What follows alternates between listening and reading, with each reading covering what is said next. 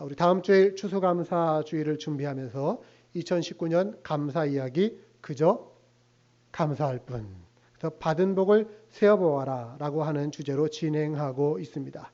감사의 일기 쓰고 감사나무에 감사 열매도 맺고 또 감사의 릴레이를 이어가고 있습니다. 한 주간 남았습니다. 한 주간 더 감사의 열심을 낼 수 있기를 바라고 소망합니다. 여러분은 아침에 일어나시면 가장 먼저 무슨 일을 하십니까? 눈 뜨면서 가장 먼저 어떤 일을 하십니까? 휴대폰 보시는 분들이 계시죠? 아닌 척 하지 마시고요. 네. 휴대폰 보시면서 막 눈이 안 떠짐에도 불구하고 눈을 억지로 비비면서 이메일 체크하고 뭐 페이스북 보고 카카오톡 누구 밤에 온 거 없나 확인하시는 분들 계십니다. 저 역시 그런 적이 있었기 때문에 제가 알고 있습니다. 제가 요즘에는 아침에 일어나자마자 새로운 습관을 하나 들이려고 노력을 하고 있습니다. 그게 뭐냐면 이부자리를 정리하는 거예요. 뭐 이부자리라고 해봐야 침대 위니까 덮었던 이불밖에 더 있습니까? 그래도 일어나자마자 이불 쫙 펴서 다시 쫙 예쁘게 깔아놓는 거, 그거부터 하려고 노력을 합니다.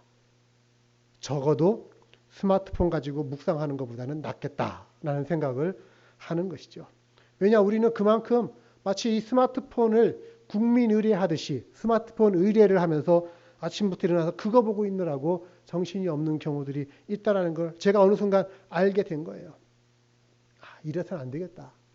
작은 일상의 습관부터 내가 새롭게 변화되었으면 좋겠다라는 그 바람으로 가장 먼저 뭐 할까 하다가 간밤에 내가 어질러 놓은 그 이부자리부터 잘 펴자라고 하는 그 마음을 갖고 시작을 하는 겁니다. 어떤 분은 그 생각하실 수 있어요. 왜 하필이면 이부자리냐? 자다 보면 또 다시 엉클어질 텐데 오늘 밤에 이 생각하실 분 계십니다. 똑같은 거죠. 설거지 같은 경우도 그렇죠. 설거지 하고서 밥 먹고 나면은 이거 당장 하기 귀찮으니까 나중에 밥 먹기 전에 또 하려고 이런 생각하면서 점점 미루는 경우들이 있습니다. 가사 일상생활을 주로 많이 하시는 분들이 주부님들은 아실 거예요.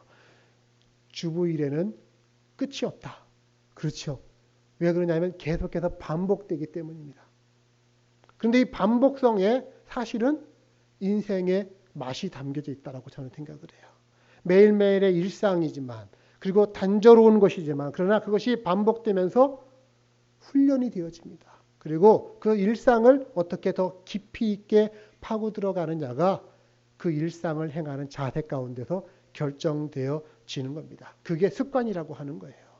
작은 일상인데 어떻게 그걸 반복하느냐에 따라서 그 사람의 일상의 습관이 결정됩니다. 그러면 그 습관이 그 사람을 나타내는 거예요.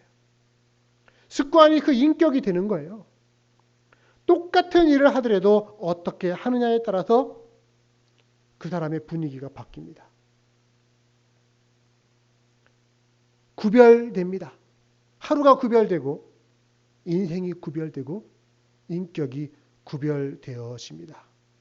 제가 왜 이 얘기를 말씀을 드리냐면 습관이 얼마나 중요한가. 불평도요 습관입니다. 불평하시는 분들은 습관적으로 불평을 하세요. 장미꽃을 봐도 꽃의 가시만 봅니다. 그래서 왜 이렇게 가시가 날카롭냐?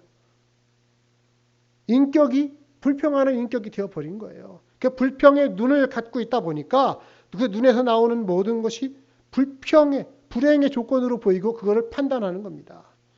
불평의 입을 갖고 있으면 입만 열면 불평이 쏟아져 나올 수밖에 없게 되는 거죠. 문제는 이런 불평하는 인생이 본인만 아니라 본인 주변에 있는 사람까지 불행하게 만들어 간다라고 하는 거예요. 그래서 이게 위험한 겁니다. 반대로 불평이 아니라 감사를 습관으로 만들면 어떻게 될까요? 감사가 습관이 되면은 그 사람의 인격이 감사로 물들어갈 수가 있겠죠. 모든 것을 보는 눈이 감사로 열려지게 됩니다. 그래서 보는 것마다 감사하네. 감사하네. 그래서 입을 열면 감사가 터져 나오게 되는 겁니다. 그럼 어떻게 되겠어요? 결국 그 한평생이 감사로 물들어갈 수밖에 없는 것이죠. 그런 사람은 자나깨나 앉으나서나 당신 생각이 아니라 앉으나서나 그저 감사할 뿐. 그저 감사할 뿐. 이렇게 고백이 나오는 것입니다. 기억하시기를 바랍니다. 감사는 감사는 행복해지는 연습이라면 불평은 불행해지는 연습이에요. 하나님을 기쁘시게 하는 건 감사이고요. 사탄을 기쁘시게 하는 건 불평입니다. 그러니까 여러분 누구를 기쁘시게 할지 결정하시고 그 일을 행하시면 될 것 같아요. 사탄이 늘 우리의 마음속에서 이렇게 외칩니다. 우리 지난주 본문 뭐였습니까? 항상 기뻐하고 쉬지 말고 기도하고 범사에 감사하라. 이것이 그리스도 예수 안에서 너희를 향하신 하나님의 뜻이니라 라고 했다면 사탄은 항상 낙심해라. 쉬지 말고 원망해라. 범사에 불평해라. 이것이 너희를 향한 사탄의 뜻이니라 하면서 우리에게 말씀하고 있는 겁니다. 자, 같은 환경이라 할지라도 감사하기로 작정하고 감사로 그 인생을 물들어가는 사람, 감사로 그 삶이 충만해질 줄로 믿습니다. 부디 오늘 여러분들의 일생 가운데 감사가 습관이 되기를 주님의 이름으로 축복합니다. 자, 우리 본문으로 한번 가보시면요. 우리 본문을 다니엘서로 정했습니다. 다니엘이라고 하는 사람이 주인공이죠. 이스라엘이 포로가 되었을 때 나라를 잃어버리고 이스라엘의 젊은 인재들이 멀리 이방 땅에 포로로 끌려갔던 시대의 일입니다. 포로로 끌려갔던 사람 중에 다니엘과 그의 세 친구들, 이 사람들은 왕궁의 젊은 정치인으로 뽑혀서 훈련을 받습니다. 그래서 그 왕궁에서 주는 음식을 먹는데 그 음식이 뭐냐? 우상의 제물이었어요. 커버넌트 푸드라고 하는 거. 우상에게 바쳐진 제물을 먹는 거예요. 부정한 음식입니다. 그러나 그들은 그 유혹 앞에서 포도주와 그 산의 진미 먹기를 거절합니다. 왜? 신앙의 정절을 잃어버리지 않겠다라고 하는 것이죠. 타협하지 않겠다라고 하는 것. 그걸 절대 신앙이라고 말합니다. 다른 어떤 것과도 나는 내 신앙, 내 믿음을 바꾸지 않겠다라고 하는 그 믿음으로 그것을 거절하는 거예요. 여러분 그 젊은이들의 결단이 오늘 우리에게 주는 도전이 뭡니까? 세상에 우리는 출세가 제일 좋은 거라고 생각하지만 출세보다 더 중요한 건 하나님 자녀로 사는 것입니다. 명예가 우리는 더 중요하다고 생각하지만 명예보다 더 중요한 건 깨끗하게 사는 거예요. 거룩하게 사는 것. 황금, 권력 이것보다 더 중요한 건 하나님 말씀 지키며 사는 것인 줄로 믿습니다. 저희 집 얘기를 잠깐 하면은 저희 집이 최근에 강아지 한 마리를 입양을 했어요. 네, 아시는 분들은 아마 아실 겁니다. 그래서 강아지를 입양하다 보니까 어느덧 개가 집의 중심이 되어 버렸습니다. 개판이 점점 되어가는 거예요, 집이. 근데 이제 강아지를 갖다가 가족들도 그렇고 훈련을 시키잖아요. 뭐 먹으려고 그러면은 야 엎드려봐, 뭐 앉아, 뭐 이렇게 하면서 그러면 먹을 거지 그러는데 저는 조금 다른 거를 훈련시키고 싶어요. 그래서 제가 나름 훈련시키는 방법은 그렇습니다. 먹을 거 그 앞에 두고서 기다려. 절대 안 기다리더라고요. 막 붙들고 있어서 발버둥치면서 가서 먹는데 그래도 꼼짝 못하게 그렇고 기다려 하고서는 하나, 둘, 셋, 넷, 다섯 먹어 하고서 먹게 하는 훈련을 제가 요즘 시키고 있습니다. 이유가 뭐냐면 제가 언젠가 책에서 읽었어요. 개를 아주 명견으로 만드는 훈련 중에 하나가 마지막이 뭐냐? 개를 배고프게 한 다음에 아주 그 허기진 상태에서 맛있는 먹이를 개에게 주는 겁니다. 그때 그 허기진 개가 주인의 허락도 없이 그걸 낼름낼름치 먹고 싶은 대로 다 먹으면 이거는 실패한 거예요. 훈련이 실패한 거예요. 그러나 그 개가 먹이를 앞에 두고도 주인을 바라보면서 나 이거 먹을까요 말까요 하고서 그 주인을 바라보고 있으면 그제서야 주인이 명견으로 인정해주면서 먹어 하고 먹게 되는 거라는 것이죠. 개도요. 주인의 허락 없이는 어떤 음식도 입에 대지 않게 될 때에 명견이라는 소리를 듣게 되는 겁니다. 그렇지 않은 개들은 도둑들이 와가지고서 막 그 독 발라서 이렇게 던지는 음식 다 먹고서 죽을 수밖에 없는 것이죠. 주인이 주는 음식만 먹겠다 결단하는 게 이게 명견이라는 거예요. 저는 우리 신앙도 마찬가지라고 생각합니다. 우리 신앙이 어떤 분께 보면 개만도 못한 신앙이 있을 수 있어요. 사탄이 주는 것도 그저 달콤하고 유혹이면 먹겠다라고 하면서 낼큼낼큼 다 집어먹다가 독인 줄 모르고 거기에 넘어질 수 있는 것이죠. 다니엘과 세 친구들, 나는 하나님이 주시는 것만 먹겠다. 하나님이 허락하는 음식만 먹겠다라고 하는 그 믿음으로 절대 신앙을 고수하면서 나아갑니다. 자, 오늘 본문은 6장으로 정했는데요. 6장의 내용은 이런 내용입니다. 다니엘이 포로로 잡혀갔던 그 나라를 다스리는 왕의 이름이 다리오라고 하는 왕입니다. 그가 나라를 다스릴 때 120명의 도지사 그리고 시장들을 임명을 하고 자기 곁에 3명의 총리를 둡니다. 그리고 그 중에 다니엘을 제1총리, 첫 번째 총리니까 뭐예요? 프라임 미니스터, 국무총리를 얘기하는 겁니다. 이렇게 삼으려고 그랬어요. 왜? 다니엘이 그만큼 뛰어나니까. 엄청나게 좋은 기회 아닙니까? 하지만 인생은 그런 겁니다. 기회가 또한 위기가 됩니다. 이 좋은 기회 때문에 오히려 다니엘을 시기하는 자들이 다니엘을 죽이고자 하는 음모를 꾸밉니다. 이유는 뻔하죠. 포로한테 이 나라 국무총리 자리를 내줄 수 없다라고 하는 그 시기심입니다. 그래서 정적들이 다니엘을 고발할 조건을 눈에 불을 켜고서 찾습니다. 4절의 말씀을 보십시오. 4절 말씀이 참 아름다운 구절이라고 생각돼요. 이에 총리들과 고관들이 국사에 대하여 다니엘을 고발할 근거를 찾고자 했으나 아무 근거, 아무 허물도 찾지 못하였으니 이는 그가 충성되어 아무 그릇됨도 없고 아무 허물도 없음이었더라. 다니엘은 산무의 사람이에요. 아무 근거를, 그러니까 이 말은 아무 틈이 없었다라는 거예요. 아무 허물도 없었다라는 거예요. 아무 그릇됨도 없었다라는 겁니다.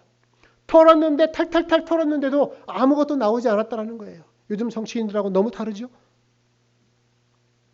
그때 이 다니엘을 고발할 조건을 찾던 정적들이 한 가지 결론에 이르릅니다. 이 다니엘은 하나님의 사람으로서 순종할 수 없는 명령, 법을 만들어 놓으면 그러면 되지 않겠느냐? 그들이 알기에 다니엘은 이미 정확한 시간에 예루살렘을 향하여 창문을 열고 기도하던 기도의 사람이었습니다.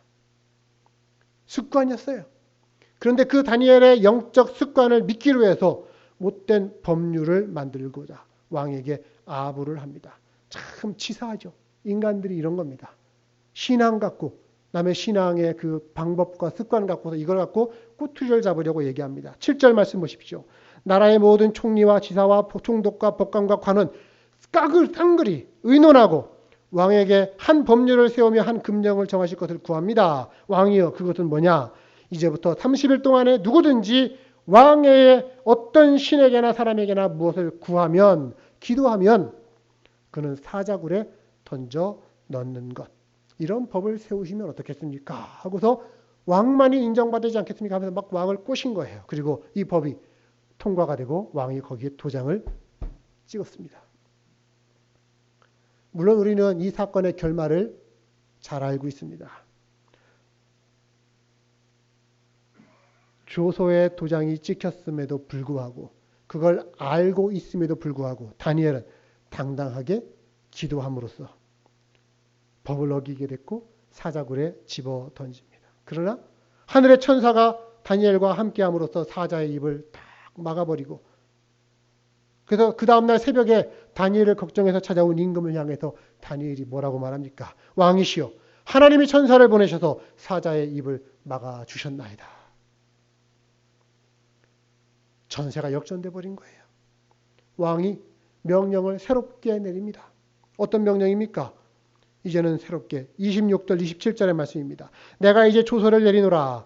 내 나라 관할에 있는 사람들은 다 다니엘의 하나님 앞에서 떨며 두려워할지니 그는 살아계신 하나님이시고 영원히 변하지 않으실 이시며 그의 나라는 멸망하지 아니할 것이고 그의 권세는 무궁할 것이고 그는 구원도 하시고 건져내기도 하시며 하늘에서든지 땅에서든지 이적과 기사를 행하시는 이로써 다니엘을 구원하여 사자의 입에서 벗어나게 하셨음이라. 아멘.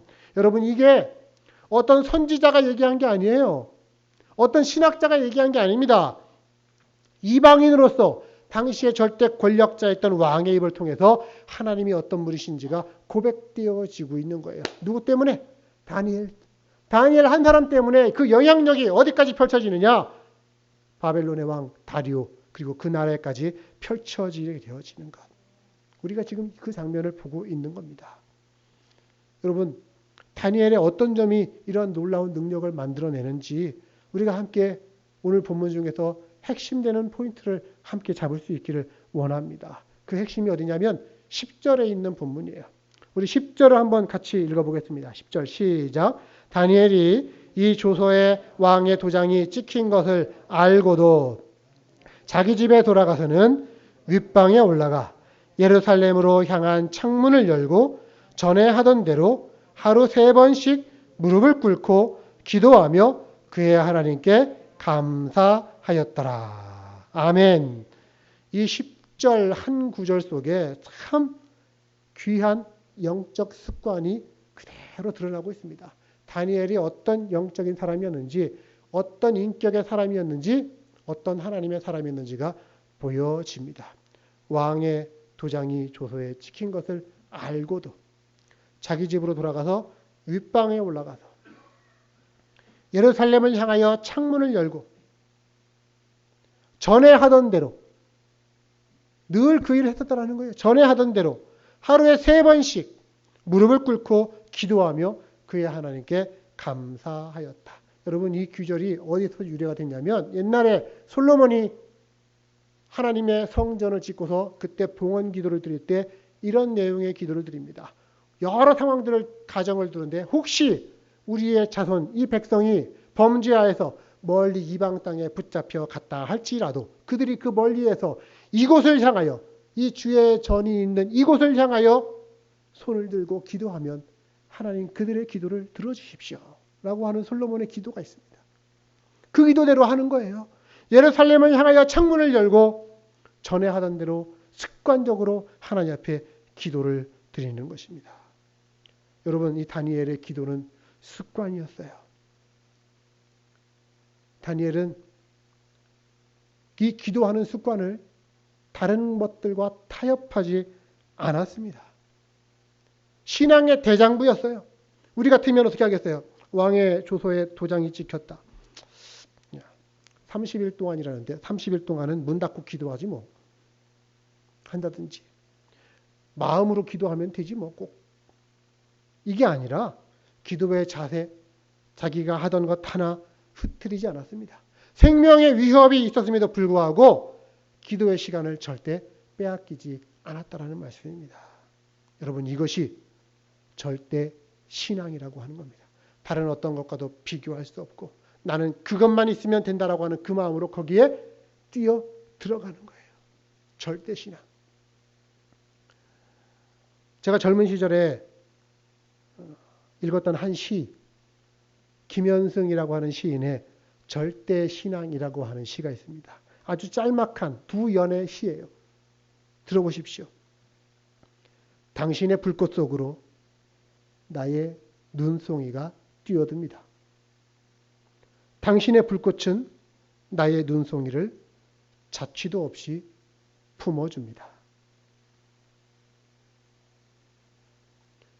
불꽃 속으로 눈송이가 뛰어들면 어떻게 될까요? 그냥 녹아버리고 끝나는 거예요. 그런데 당신의 불꽃 속으로 나의 눈송이가 뛰어들고 당신의 불꽃은 나의 눈송이를 자취도 없이 품어주는 그럼에도 불구하고 그 당신 때문에 당신에게로 뛰어가는 것.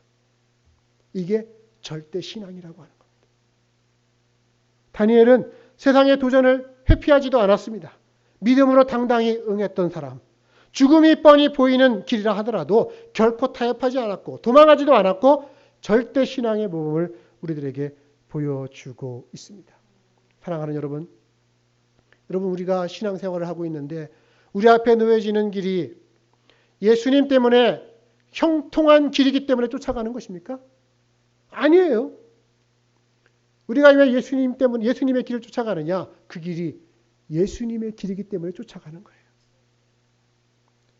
그럴 때 우리 앞에 놓여지는 고난의 길은 다 피하고 나서 주님 따를 수 있다고 생각하십니까? 결코 그렇지 않습니다. 주님 때문에 받는 은혜만 누리고 우리가 천국에 갈 수 있을 거라고 생각하세요? 절대 그렇지 못합니다.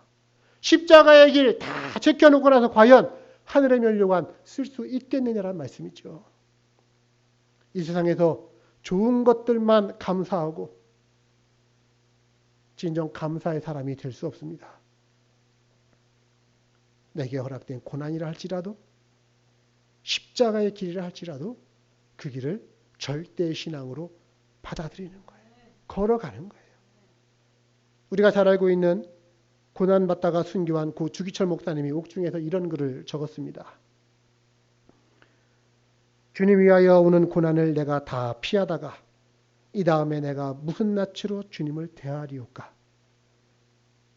주님 위하여 옥에 갇히는 건 내가 피하였다가 이 다음에 주님이 내 이름과 평안과 즐거움 다 받아들이고 고난의 자는 어찌하고 왔느냐 물으시면 내가 무슨 말로 대답하리까.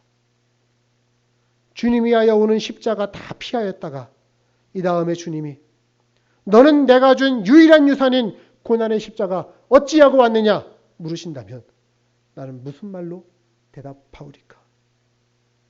눈물 없이는 못 가는 길, 피 없이는 못 가는 길, 골고다의 길, 영문 밖의 길, 주님 가신 길 내가 따르겠습니다.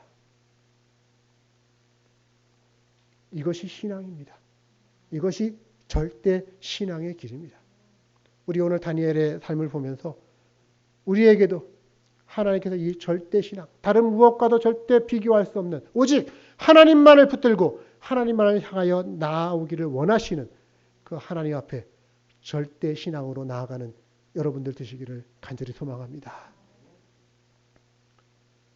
또한 절대 신앙과 더불어서 다니엘에게서 우리가 발견할 수 있는 건 절대 감사였어요. 한번 따라합시다. 절대 감사. 10절 맨 마지막 부분입니다. 다니엘이 기도하며 그의 하나님께 감사하였더라. 상황은 뭐예요? 내가 이제 기도하는 것을 사람들이 알게 되면 사자굴에 던져지고 나는 죽을 거야.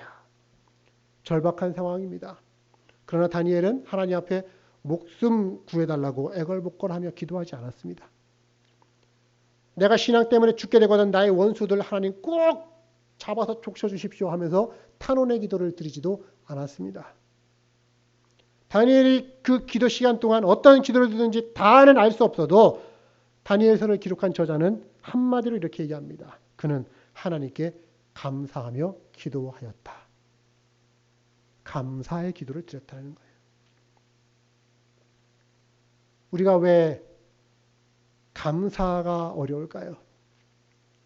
그는 감사의 조건을 잘못 알고 있기 때문입니다. 흔히 감사에는 세 가지의 차원이 있다고 얘기하잖아요. 첫 번째는 1차원적인 감사.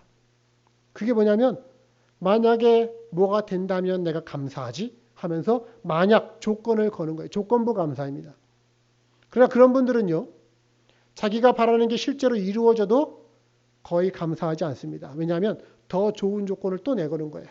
만약에 이게 되면 감사하지 하면은 하나님 만약에 그걸 주셨잖아요. 그러면 만약에 B도 주시면 감사하지 하면서 계속 하나님하고 흥정하고 나아가는 게 이게 조건부 감사예요. 그래서 if 감사, 조건부 감사는 사실은 nothing 감사입니다. 감사하지 않는 거예요. 2차원적인 감사가 있습니다. 이거는 because of의 감사입니다.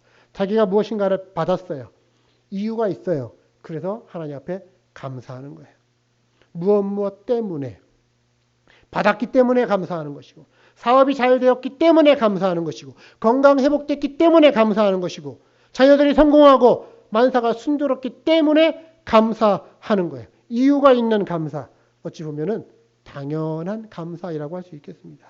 하지만 사실은 오늘의 이 시대는요. 이 당연한 감사조차도 잊어버리고 사는 경우들이 사실은 너무나 많습니다.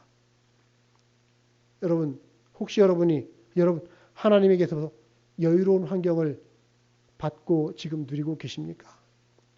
그 환경에 여러분 감사하십시오. 그럴 때 그 환경이 비로소 진짜 내게 복이 되는 환경이 되는 거예요. 감사가 더해져야 되는 거예요. 내게 아버지와 어머니가 있습니다. 그 아버지와 어머니에게 감사하는 마음이 있을 때 그분들이 진짜 내 부모가 되는 거예요. 그렇지 않으면 그 부모는 사실은 물주죠, 물주. 조물주 다음에 물주. 내게 막 좋은 것만 주시는 계속 뽑아다 쓰는 부부간에도 마찬가지입니다. 서로에게 배우자에게 감사하며 살 때 그가 진짜 내 남편이고 내 아내가 될 수 있는 거예요. 우리가 이 땅에서 살아갑니다. 뭐 이민 오신 연유야 다 각자 다르실지 몰라도 풍성한 이 땅 아닙니까? 이 땅에 살아가는 것에 대해서 감사하고 그럴 때 이 땅이 진짜 나의 사는 땅이 되어지고 나의 나라가 되어지는 것이고 옮겨 심으신 나무로서 뿌리를 내리며 살아갈 수 있게 되는 겁니다. 교회, 하나님 앞에서 우리가 이 교회를 통해 예배하고 은혜와 사랑을 누리며 나누며 살아가고 있다면 이 교회를 통해서 하나님 앞에 감사해야 되겠죠. 이 교회를 허락하신 하나님 앞에 감사해야 되지요. 그런 마음이 있을 때 이 교회가 진짜 나의 교회가 되어지는 것입니다. 우리의 걸음걸음 하나하나 하나님이 일마다 때마다 동행하고 계시는 그 섬세한 눈 손길 느끼면서 하나님 앞에 하나님 감사합니다 라고 할 때 그때 그 하나님이 진짜 나의 하나님이 되는 것이지 하나님이 주는 좋은 조건만 내가 만족하겠다라고 하면 그건 잘못된 선택이 되는 겁니다. 여러분 받으신 복이 있다면 그로 인해 감사하실 수 있기를 바랍니다. 그래서 우리 써놓은 거예요. 받은 복을 세어보아라. Count your blessing. 받은 복을 세어보아라. And give thanks. 하나님 앞에 감사하라. 하지만 아까 말씀드린 그 2차원적인 감사, 무엇 때문에 하는 감사뿐이라고 한다면 우리는 위험이 따릅니다. 어떤 위험인지 아세요? 감사의 조건이 되는 그 무엇이 없어버려 버리면 금세 우리는 원망할 수 있고 또한 불평할 수 있습니다. 생각해 보세요. 누군가를 보면서 참 나는 그래도 저 사람보다는 낫기 때문에 하나님 앞에 감사해. 그런 감사는 상대적인 감사예요. 그런데 그 감사는요. 이쪽으로 눈을 들었더니 나보다 더 나은 환경이 있는 사람이 있는 거예요. 그럼 어떻게 되겠어요? 왜 하나님은 저 사람은 이렇게 잘 되게 하고 나는 이렇게 하겠지? 이렇게 생각하게 되는 거예요. 그럼 이 감사는 불평으로 연결될 수 있고 또 원망으로 연결될 수도 있는 것입니다. 있다고 해서 감사하면 없어졌을 때는 원망하게 되어지는 것이죠. 병 나았다고만 해서 감사하면 다시 아프면 원망할 겁니까? 내가 사업이 잘 된다고 해서 감사하면 사업이 실패했을 때는 그 탓을 누구 탓으로 돌릴 거예요? 하나님 탓으로 돌릴 건가요? 어떤 분은 실제로 그러셨대요. 사업 잘 된다고 해가지고 하나님 앞에 감사하면서 감사헌금을 했는데 나중에 사업 안 된다고 해가지고 목사님 찾아와서 그랬대요. 헌금 낸 것 좀 돌려주실 수 있으시겠습니까?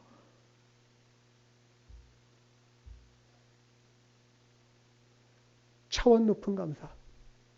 그래서 제가 몇 주간 동안 무조건적이고 절대적인 감사, 차원 높은 감사를 계속해서 여러분들에게 말씀을 드리는 겁니다. 우리가 반드시 붙들어야 될 것은 상대적인 감사가 아니라 절대 감사예요.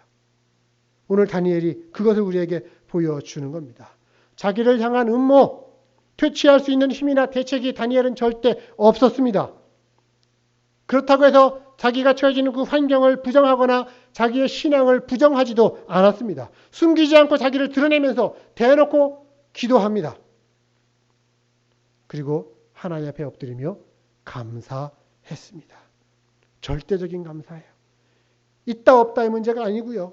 성공했느냐 실패했느냐의 문제가 아니라 사느냐 죽느냐 문제 다 상관없이 없어도 실패했어도 죽음이라 할지라도 환경과 조건을 뛰어넘어서 절대적으로 나는 이 감사만큼은 하나님 앞에 잃어버리지 않겠다라고 하는 그 마음으로 하나님께 감사하고 있습니다. 이것이 신령한 감사이고 오늘 우리들이 붙들어야 할 감사인 줄로 믿으시기를 바랍니다.